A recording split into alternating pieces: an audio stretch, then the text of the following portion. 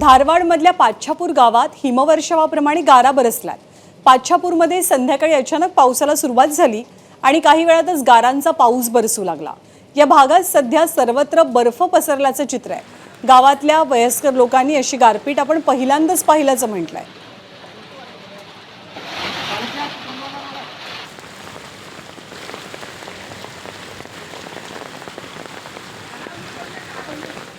तर बेळगावमध्ये जोरदार वारा आणि ढगांच्या गडगडाटासह अवकाळी पावसानं हजेरी लावली। तब्बल 1.5 तास गारपिटीसह पाऊस बरसत होता।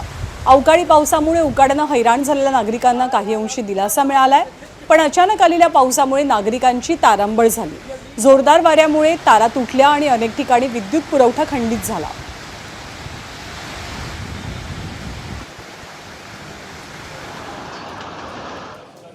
तर धाराशिवच्या लोहारा आणि उमरगा तालुक्यात अवकाळी पावसासह गारपिटीचा तडाखा बसला। या गारपिटीमुळे शेती पिकांचं मोठं नुकसान झालं।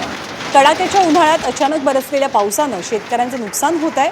काढणीसाठी तयार असलेला कांदा, ज्वारी आणि गव्हाच्या पिकाचं नुकसान झालंय। अवकाळी पाऊस आणि गारपिटीमुळे शेतकऱ्यांच्या चिंतेत भर पडली आहे।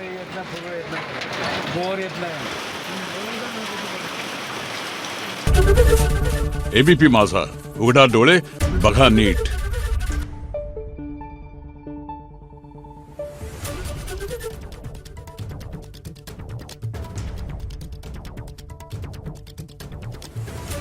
Thank you.